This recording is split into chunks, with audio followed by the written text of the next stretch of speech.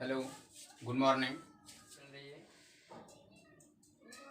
आज कक्षा 10वीं का विज्ञान का पहला चैप्टर,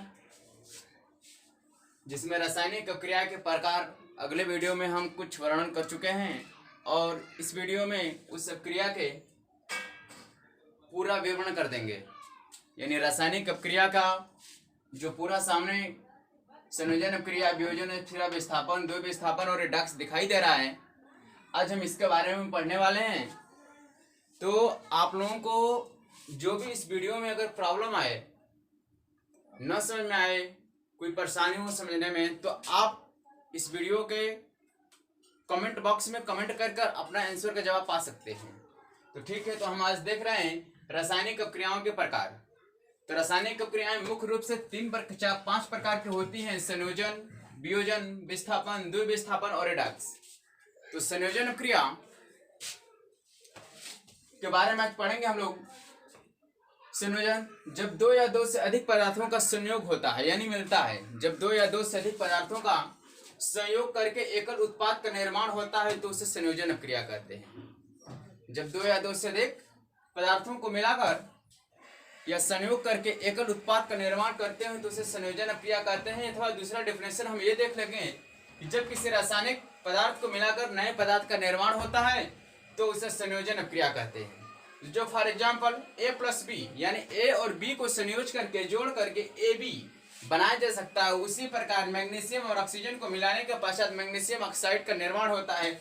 इसलिए 2Mg + O2, इसके बाद 2MgO हो जाएगा। तो देखिए, पहले तो हम इसका पहले पढ़े हैं कि संयोजन यानी कि अभिक्रिया क्या होती है। तो संयोज करके जब हम किसी एक उत्पाद का निर्माण करते हैं, जब हम किसी अभिक्रिया को जोड़ करके एक नए उत्पाद का निर्माण करते हैं तो संयोजन अभिक्रिया कहते हैं। जैसे मैग्नीशियम और ऑक्सीजन को जोड़ करके मैग्नीशियम डाइऑक्साइड का निर्माण होता है। तो पहले वीडियो में हम लोग ये जाने हैं, थोड़ा सा आप लोग को रिवर्स ले चल रहे हैं कि आप लोग पहले वीडियो में ये देखे होंगे कि रासायनिक समीकरण को संतुलन, यानी कि ये समीकरण क्या संतुलित है या नहीं, तो इसके बारे में भी धीरे से ध्यान हम लोग देंगे। देखेंगे यहाँ के Mg कितना है। Mg यहाँ पर 2 है। Mg कितना है? 2 है। और O कितना है? 2 है।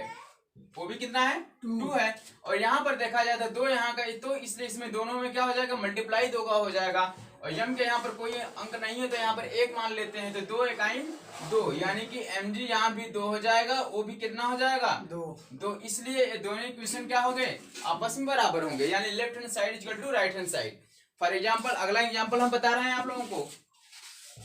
जैसे हम लोग हाइड्रोक्लोरिक अम्ल का निर्माण करते हैं तो H2 लिखते हैं और +Cl2 लिखते हैं और बनाते क्या है?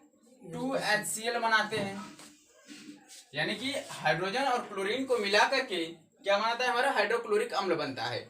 जिस प्रकार की हमारा सोडियम क्लोराइड बनता है, तो देखते हैं N2 Na2 + Cl2 को मिलाकर NaCl2 आगे कर देते हैं। तो यहाँ पर देखें तो Na कितना है? Na भी 2 है और Cl भी कितना है? 2 है। और यहाँ पर अब इस आगे दोनों का मल्टीप्लाई हो जाएगा तो क्या हो जाएगा? Na 2 हो जाएगा, Na बराबर 2 और Cl बराबर 2। तो इस प्रकार से हम संयोजन अभिक्रिया का विवरण कर सकते हैं। बंद कर दो। रासायनिक अभिक्रिया के प्रकार का दूसरा अभिक्रिया वियोजन अभिक्रिया। वियोजन अभिक्रिया को देखेंगे, इसमें क्या होता है? तो वियोजन अभिक्रिया में एक अभिकर्मक टूट करके नए नए 2 उत्पाद का निर्माण करता है। तो देखो डिफरेंशिएशन क्या होता है इसका? अभिक्रिया, जिस अभिक्रिया में अभिकर्मक टूटकर अलग अलग उत्पाद का निर्माण करते हैं, यानी अभिक्रिया टूट करके अलग अलग उत्पाद क्या करेगा? निर्माण करेगा।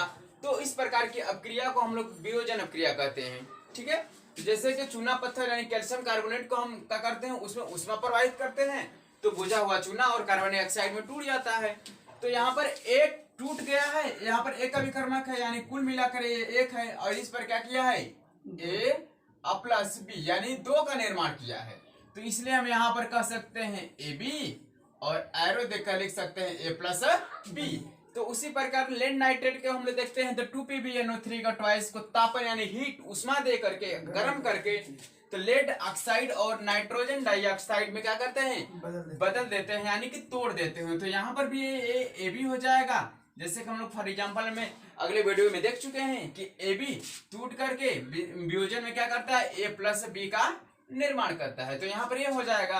और एक पॉइंट यहाँ पर, ठीक है, प्रकाश की उपस्थिति में सिल्वर क्लोराइड, प्रकाश की उपस्थिति में सिल्वर क्लोराइड क्या करता है, सिल्वर और क्लोरीन अलग अलग फार्मों में टूट जाता है, तब जाकर के यह एक अलग सिल्वर Ag और एक क्लोराइड का निर्माण करता है। जैसे कि 2Cl। अब यहाँ पर हम लोग इसका अगर रासायनिक समीकरण को संतुलन करने की बात करें तो यहाँ पर देखो Ag कितना है हमारा, 2 है, और Cl कितना है, 2 है। तो यहाँ पर भी Ag कितना है, 2 है, और Cl कितना है, 2।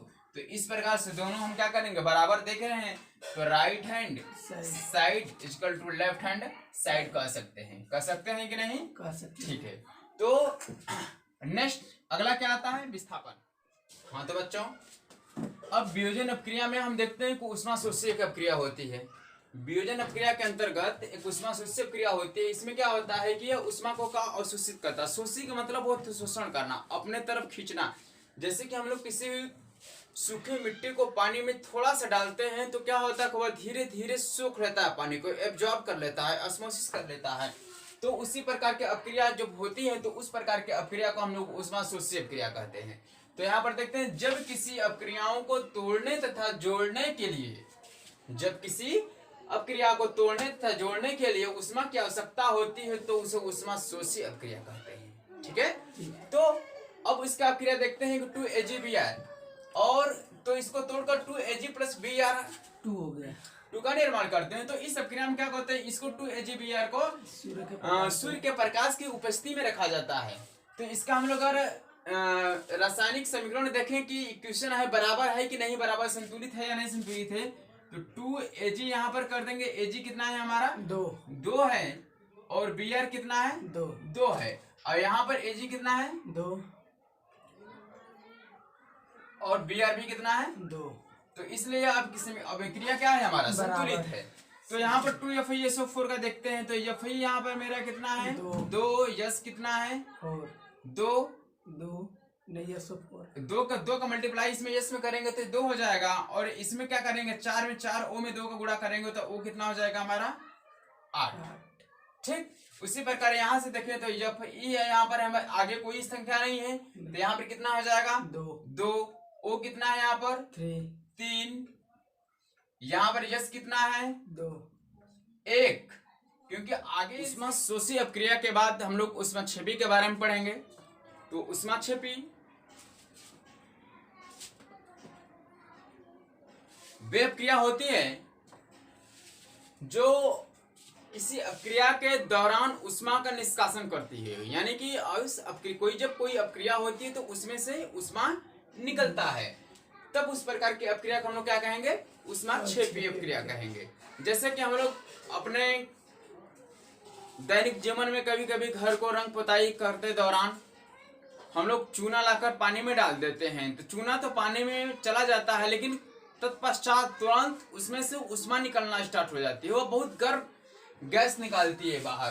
तो उसी प्रकार की अपक्रिया को हम लोग उष्माक्षेपी अपक्रिया कहते हैं। तो उष्माक्षेपी अपक्रिया का डिफिनेशन होगा, जिन अपक्रियाओं में उत्पाद के निर्माण के साथ साथ उष्मा का निष्कासन होता है तो उसे रासायनिक अपक्रिया कहते हैं, या उस प्रकार की अपक्रिया को रासायनिक अपक्रिया कहते हैं। तो रासायनिक अपक्रिया हमारे प्रकृति में भी उत्पन्न होती है, प्राकृतिक में होती रहती है। जैसे प्राकृतिक गैस का दहन, प्राकृतिक गैस के रूप में, प्राकृतिक गैस हम उसको कहते हैं जो हमारे पर्यावरण में अपने आप उत्पन्न होती है, ना कि किसी मानव वैज्ञानिक द्वारा उत्पन्न की जा सकती है।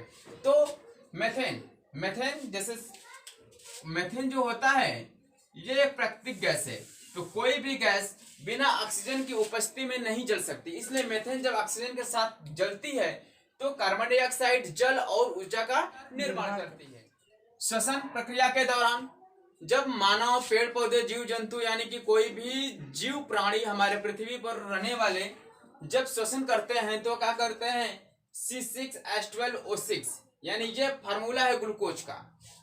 C6H12 और O6 किसका फार्मूला है, ग्लूकोज का, किसका फार्मूला है? ग्लूकोज का। तो ग्लूकोज के साथ जब कार्बन के ऑक्सीजन के 6 मॉलिक्यूल एक साथ मिल जाते हैं तो यह कार्बन डाइऑक्साइड, जल और ऊर्जा का निर्माण करता है। तो पहले ये हमको तो लग रहा है कि थोड़ा यार ये बड़ा है, तो हम इसको देखते हैं कि यह इसका समीकरण जो है संतुलित है कि नहीं है।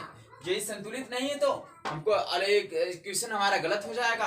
अगर संतुलित सही होगा, हमारा सही दोनों तरफ अणुओं की संख्या बराबर होगी तो ये क्या होगा? संतुलित होगा। तो हम इसको देख लेते हैं एक बार ये संतुलित है कि नहीं है। ठीक है, तो यहाँ पर कार्बन की संख्या कितनी है? 6। और यहाँ पर तो है नहीं कार्बन, तो यहाँ पर हाइड्रोजन की संख्या कितनी है? 12। यहाँ तो हाइड्रोजन है नहीं। यहाँ पर ऑक्सीजन की संख्या कितनी है? 6। और यहाँ पर ऑक्सीजन कितनी? 6 गुना के 12, यानी टोटल ऑक्सीजन की संख्या 18। कितना हुई टोटल? 18। यहाँ पर कार्बन की संख्या कुल कितनी है? 6 × 6। ऑक्सीजन की संख्या कितनी है? 6 यहाँ पर और 2 यहाँ पर, 6 दूनी के 12। यहाँ पर हाइड्रोजन की संख्या कितनी है? 6 दूनी के 12, यानी कि H बराबर 12। और O कितना है? ऑक्सीजन 6। तो 12, 6, 18, यानी दोनों साइड इक्वेशन समान हो गया हमारा, और यहाँ पर ऊर्जा निकल गया है। तो इस अभिक्रिया में इक्वेशन समान होने के बाद यदि ऊर्जा निकलती है तो यह अभिक्रिया क्या कहलाएगी? ऊष्माक्षेपीय अभिक्रिया। ठीक है, तो अब आगे हम लोग पढ़ेंगे विस्थापन के बारे में।